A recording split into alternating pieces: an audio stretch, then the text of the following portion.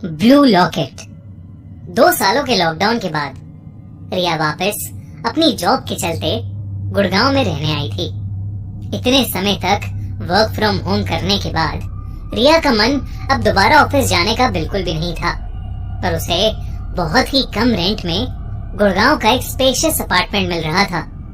इसलिए उसने सोचा कि क्यों ना वो फिर से ऑफिस जाना ट्राई करे। मूव इन करने के बाद जब रिया अपनी बिल्डिंग में पहुंची तो उसे एक बात बहुत अजीब लगी। रिया के फ्लोर के सभी फ्लैट्स खाली थे।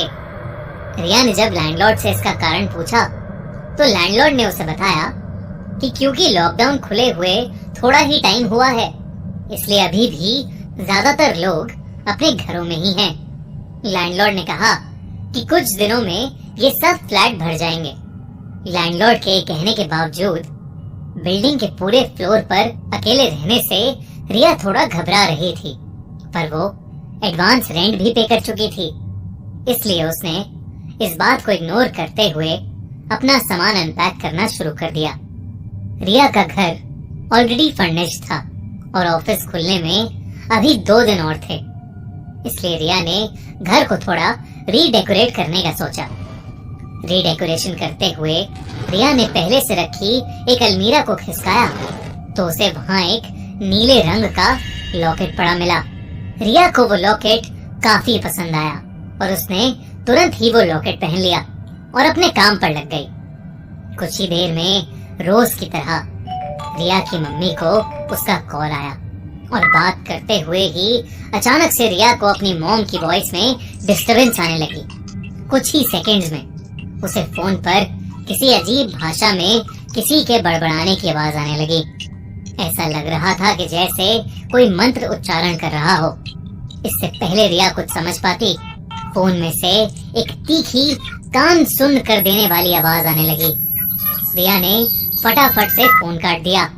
उस आवाज से रिया का सर चकरा गया था। रिया ने अपनी मॉम को टेक्स्ट डालकर उनसे बाद में बात करने को कह दिया।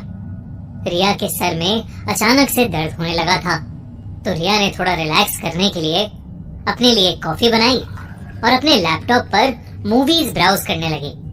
रिया को समझ ही नहीं आ रहा था कि वो कौन सी मूवी देखे। रिया के ब्राउज करते करते ही लो बैटरी होने की वजह से उसका लैपटॉप शट डाउन हो गया और लैपटॉप की काली स्क्रीन में जो रिया को दिखा उससे वो बिल्कुल चौंक उठी। एक बूढ़ा बाबा ठीक उसके पीछे खड़ा हुआ था और पलक झपकते ही वो वहां से गायब हो गया। रिया के होश उड़ चुके थे और वो वहम और असलियत के बीच कंफ्यूज होने लगी थी। उसने पीछे मुड़कर देखा पर वहां कोई भी नहीं था। रिया को डर लगने लगा था। उसने पूरे घर का एक चक्कर लगाया पर उसे कोई भी नहीं दिखा। रिया के गले में अभी भी वो लॉकेट था और वो उसे पहने ही सो गई। देर रात रिया को अपनी गर्दन पर एक खिंचाव महसूस हुआ जिससे उसकी नींद खुल गई। आंखें खुलते ही उसने देखा कि उसकी गर्दन का वो ब्लू लॉकेट हवा में था, मानो उस लॉकेट को कोई खींच रहा हो। रिया बुरी तरह घबराने लगी। उसने हिम्मत करके जैसे ही उस लॉकेट को हाथ लगाया वो लॉकेट वापस नीचे हो गया। अब रिया बिस्तर पर उठकर बैठ गई थी। उसने बेड के पास रखे जग से एक पानी का गिलास भरा और पानी पीने लगी, लेकिन तभी उसकी नजर ग्लास में पड़े पानी में तैरते हुए एक मांस के टुकड़े पर गई। ये देखते ही रिया के हाथ से वो ग्लास जमीन पर छूट गया।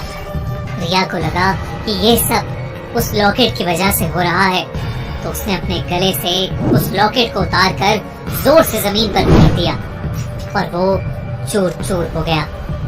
उस लॉकेट के टूटते ही रिया के कमरे की लाइट्स अचानक से फ्लिकर करने लगी। उसके कमरे की खिड़कियां और दरवाजे जोर जोर से बजने लगे। रिया का दिल अब बहुत जोरों से धड़कने लगा था। तभी रिया की नजर कमरे के एक अंधेरे कोने में गई, जहां पर वही बाबा मुंह पर सफेद भभूत लगाए बैठा था। उसकी आंखें बिल्कुल सफेद पड़ी थीं। और वो जोर जोर से कोई मंत्र जप रहा था। ये सब देखकर रिया के पैरों तले जमीन खिसक गई। वो चीखने लगी, पर उसके चीखने पर उस बाबा ने और जोरों से मंत्र जपना शुरू कर दिया। रिया के हाथ पैर मानो जम से गए थे। वो चीखने लगी और डर के मारे उसने अपनी आंखें बंद कर ली। उसकी आंखें बंद करते ही सब कुछ अचानक शांत हो गया। उसके बाद रिया ने जब अपनी आंखें खोली तो उसने देखा कि वो बाबा उसके मुंह के ठीक सामने खड़ा है और मुस्कुराकर अपने हाथ में रखी भभूत उसे दे रहा है। रिया जैसे तैसे करके वहां से भागी और दूसरे रूम में जाकर उसने दरवाजा बंद कर लिया। रिया की जान सूखे जा रही थी कि तभी उसकी नजर अपनी गर्दन पर गई और उसे यकीन ही नहीं हुआ। उसकी गर्दन में वही नीला लॉकेट लटका हुआ था। रिया ने जैसे ही उस लॉकेट को निकालने के लिए उसे छुआ, उसे अपने कमरे में करीबन 15-20 लोगों ने घेर लिया। ऐसा लग रहा था कि सब लोग मर चुके हों। उनके शरीर सड़े गले थे और उनके हाथों में बेड़ियां बंधी थीं। वो रिया को देखकर बस रो रहे थे। इससे पहले रिया कुछ भी समझ पाती, उस भीड़ में से रिया को वही बाबा उसकी तरफ आता दिखाई दिया।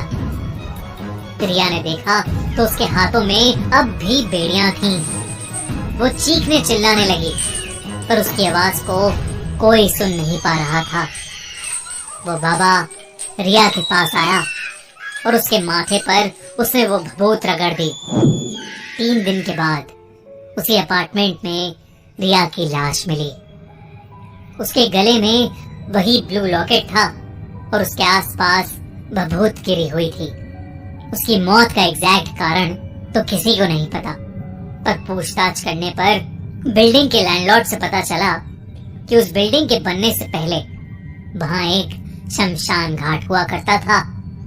जमीन बिकने के बाद वहां से सब चले गए थे, पर एक अघोरी बाबा उस जगह से जाने के लिए तैयार ही नहीं हो रहा था। जब उसके साथ जबरदस्ती की गई तो उसने आत्महत्या कर ली। अपनी जान देते हुए उसने एक श्राप दिया था कि वो जगह उसकी है और वहां उसके सिवा कभी कोई और नहीं रह पाएगा। इतना कहकर उसने अपने शरीर को त्याग दिया था, पर उस बाबा की लाश पर भी वही ब्लू लॉकेट था। शायद उस बाबा के श्राप के कारण ही आज रिया इस दुनिया में नहीं है, और शायद वो ब्लू लॉकेट कोई आम लॉकेट नहीं, वो उसी अघोरी बाबा का लॉकेट है जिसमें शायद उसकी आत्मा आज भी रहती है।